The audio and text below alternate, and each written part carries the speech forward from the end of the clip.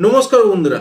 আবার একটা টেলিকম ইন্ডাস্ট্রিতে রেট হাইক হতে চলেছে এরকম গুজব শোনা যাচ্ছে। ডিসেম্বরের 1 তারিখ থেকে শোনা যাচ্ছে আবার 10 থেকে 12% রেট হাইক হবে। এর আগের বছরে প্রায় 10 থেকে 27% পর্যন্ত রেট হাইক হয়েছিল। তার আগের বছরও সেম জিনিস 10 থেকে 20% রেট হাইক হয়েছিল এবং এবছর আবার হতে চলেছে। আমরা বুঝতে পারছি না যে আমরা ইন্ডিয়া ম্যাক্সিমাম কৃষিভিত্তিক দেশ এবং এখানে ম্যাক্সিমাম মানুষই নিম্ন মধ্যবিত্ত।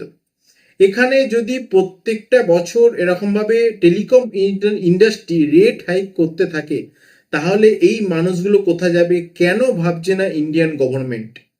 তাদেরও বোঝা উচিত ছিল যে এইভাবে যদি টেলিকম ইন্ডাস্ট্রিতে রেট হাইক হয়, তাহলে সবাইয়ের পক্ষে এটা রিচার্জ করা সম্ভব নয়। এখন টেলিকম ইন্ডাস্ট্রি এখন এমন একটা ইন্ডাস্ট্রিতে পৌঁছেছে যেটা ছাড়া আমরা অচল।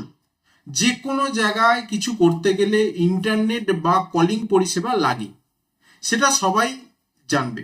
এবং বিজনেস কিভাবে করতে হয় সেটা দেখতে হবে মুকেশ আম্বানিকে দেখে।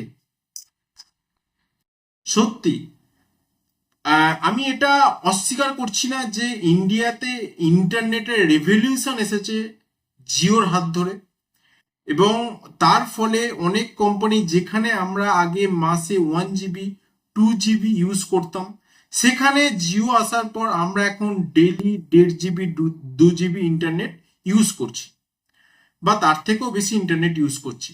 কিন্তু সে আসার পর যেরকম ভাবে রেট বেড়েছে, তার ফলে আগে আমরা যেটা ছিলাম এখন মনে হচ্ছে সেটাতেই ঠিকঠাক ছিলাম।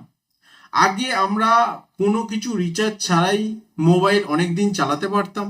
সেখানে অনেকে আছে যারা মোবাইল শুধুমাত্র কলিং এর জন্য ইউজ করে, তাদেরও এখন মিনিমাম রিচার্জ করতে হচ্ছে জিও এবং এয়ারটেলের ক্ষেত্রে প্রায় 189 এবং 199 টাকা। ভোডাফোন আইডিয়ার কথা আমি বাদই দিলাম, কারণ আমরা জিও আসার পর অনেক কোম্পানি এরকম ছিল, অনেক কম্পিটিটর এরকম ছিল যারা চালাতে না পেরে উঠে গেছে। সেখানে এসেছে, টিকেছে এখন জিও, এয়ারটেল এবং ভোডাফোন আইডিয়াতে। এবং ভোডাফোন আইডিয়াও শেষে মার্চ করতে বাধ্য হয়েছে, কারণ তারা না হলে এদের সঙ্গে টেক্কা দিতে পারতো না। এবং এরকমও কথা শোনা যাচ্ছে যে ভোডাফোন আইডিয়া ভবিষ্যতে হয়তো ইন্ডিয়াতে ডিসকন্টিনিউ হয়ে যেতে পারে। তাহলে মনোপলি হচ্ছে কারা? এবং জিও এবং এয়ারটেল, এরা দুজনই ইন্ডিয়াতে রাজ করবে এবং যখন যেভাবে খুশি সেরকম ভাবেই দাম বাড়াবে। এখন আমার মনে হয় ইন্ডিয়ান গভর্নমেন্টের এই বিষয়টি দেখা উচিত, কারণ আমাদের প্রত্যেকটা বছর 10 থেকে 20% স্যালারি ইনক্রিজ হয় না, এরা 10 থেকে 20% করে দাম বাড়িয়ে দিচ্ছে। তাহলে আমাদের মতো নিম্ন মধ্যবিত্তরা যাবে কোথায়? এমন এমন অনেক ব্যক্তি আছে যারা শুধুমাত্র কলিং পারপোজে শুধুমাত্র মোবাইল ইউজ করে, তাহলে তারা এত টাকা রিচার্জ করবে কেন? এখানে অনেক কোয়েশ্চেন উঠে আসছে।